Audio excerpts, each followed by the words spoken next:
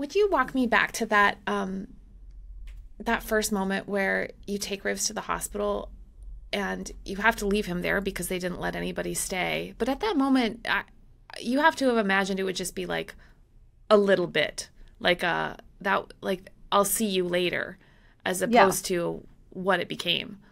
I never really thought anything could seriously be wrong.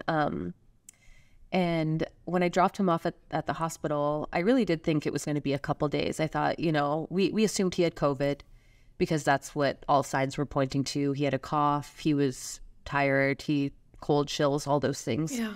And so I dropped him off thinking I'd pick him back up in a few days, not knowing, I think it was, I saw him a few weeks later, but I wouldn't see him awake again for like 3.5 months. Oh, love. Yeah.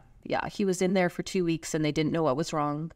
They kept doing different tests. They thought he had the bubonic plague at one point. They thought he had a fungal infection, and they really couldn't understand what was happening. Because he's 35, healthy, the world's most athletic person. Yeah. I mean. Yeah.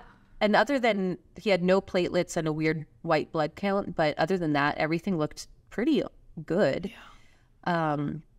But 2 weeks after getting to the ICU is when he started to go into true lung failure. And after that, things went downhill really fast. That's when he was put on the ventilator and sedated. And I kind of feel like without the conscious fight that he has innately in him is when things started to really go downhill, because he was just, asleep. And then he was being acted upon, but he wasn't consciously aware and able to advocate for himself or anything like that. So, what was the specific diagnosis that he ended up getting? It was NKT Cell lymphoma, which is really rare, but it's even more rare. I think only 10 people have ever had the presentation that he does, where it's only in his lungs. So usually people have it in their nasal or in their larynx or in their faces, this kind of, these tumors, but his were just only in his lungs.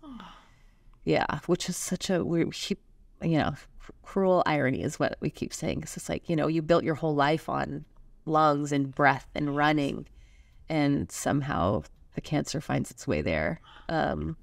Was there like a surreal familiarity with it coming back to cancer? I mean, you'd just had so much cancer in your life by that point. Yeah. Yep. My little brother had leukemia when I was 6 and he was 3. And then my dad, of course. And then my older brother had testicular cancer, but didn't tell us because he didn't want to scare us. So every male in my family has had cancer. And then when I finally got the diagnosis of it being cancer, it did feel familiar, and it almost felt in some way a comfort, because first of all, I had done cancer before. I knew what to expect, more or less. I knew what it looked like.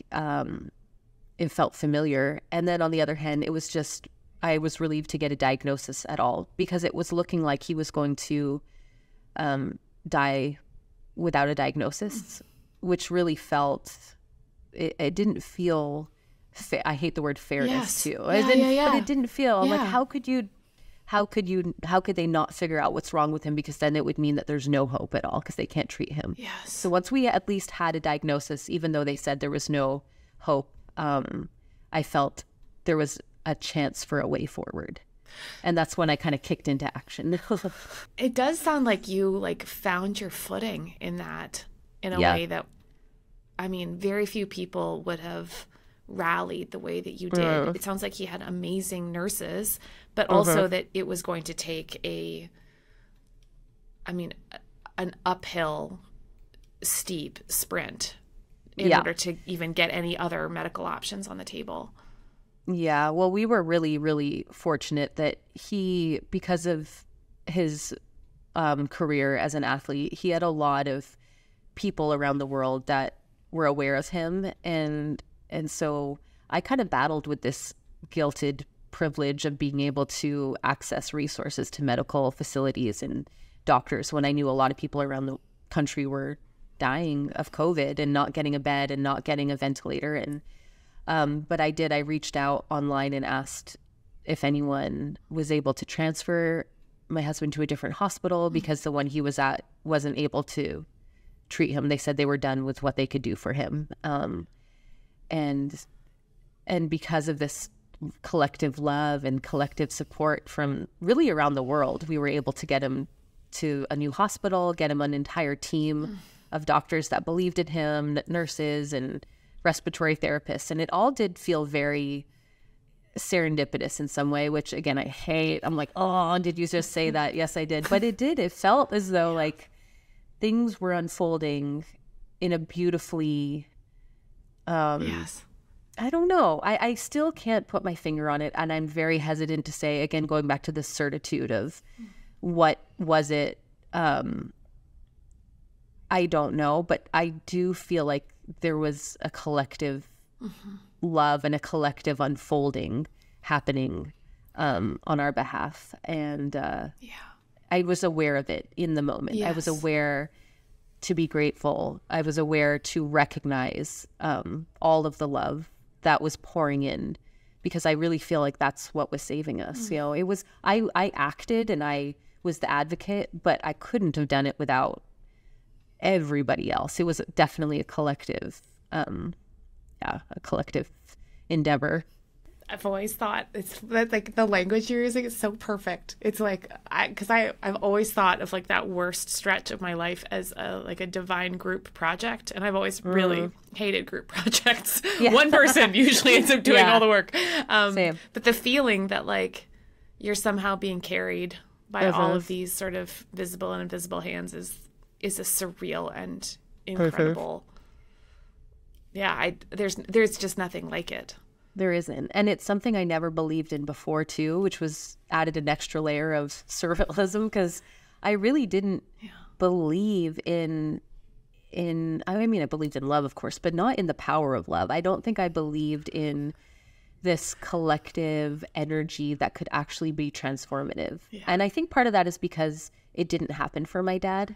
Yeah. And I wanted to be very clear also in writing my story that it doesn't, love doesn't always save. And if someone passes away, it doesn't mean you didn't love hard enough or you didn't have enough love in your life, or because my dad had all the love in the world, and, you know, he still passed away. Things still happen. But for reasons I can't explain, this collective love did lead to my husband's survival. And I am grateful that I have both those examples, so I can kind of see a little more clearly and empathetically to, you know, I have a tragedy and then I have a triumph in these two men in my life, you know, so I can see that anything and everything could happen, and everything is possible. And, you know, it just happened to work in our favor for this one. I think it is so confirming for people to hear, like, when you say very bravely, like, well, some pain is entirely tragic. Like looking at what Rivs went through, some was entirely unnecessary and cruel and took things that you can't get back. Absolutely. Yeah. No one likes it. I mean, no. I mean, that was mostly in reference to watching him wake up from sedation and the ICU delirium and just the torment that was. And I remember thinking, this just sucks. I'm not going to try to pick out the gems or the silver lining here. Let this be horrible. Yeah. And that's another thing I learned, is to allow things to just suck and be terrible and be painful, and not try to grope for the deeper, more beautiful meaning in it, because it really just sucked, and I didn't learn anything from that. It was purely traumatizing. I am broken from that, and hey, that's okay. And then there's other events that happened during his illness that were truly beautiful, that I was able to learn from and grow from, and that's partly why I called it Everything All at Once, because it destroyed me and it built me at the same time, and just allowing both of those things to exist was truly liberating for me. Yes. Tell me about Rivs's recovery. What was that like? I'm sorry for such a stupid question, but like, what was that like? It was like, I'm sure it was a mountain we scaled. Well, yeah. I mean, I feel like it's still going on. He's, 3 years out, I think, almost 3 years out from a clear scan. And I feel like he's still recovering. And parts of him will never recover. His lungs are damaged permanently from the tumors and from being on the ventilator for so long. So he'll never, well, I'll never say never, because again, anything's possible, but the likelihood of him being able to race at the same level that he did before is quite low. But what I love is that it doesn't stop him. Like he's currently, I had to wait to start our conversation because he was getting ready to go on another run, and he had already been out this morning. And he just, and he's doing it at a pace probably 3 times slower than he used to run. And it doesn't stop him, he's still doing it. But it was slow going, because he didn't only have to recover from the chemo, but also from, he lost 75 pounds when he was sedated. So he woke up basically in a skeletal state. And so he had to learn to walk again. He had to learn to eat again. All of those basic things that I think we, again, take for granted, he had to relearn. And that was grueling. That was really, really difficult to see someone who's normally a superhero have to struggle to, make it to the bathroom. And I mean, I'm sure in some ways, and yeah, but here he is. He's stronger than ever. If you saw him, you would never think that he went through what he did, which is, yeah. But that's all him, Yeah. He is wonderful. He does really sound amazing. Oh, he's going to hate that. I love it. He's like, oh my gosh. Why? Stop admiring me. I know. I will. I know, really. Yeah, but that's everyone I like. Everyone I like is like, stop looking at me. Stop admiring me. I'm like, it only makes me love you more. I know. You're so humble. It's so admirable. Well, oh my gosh, I love it.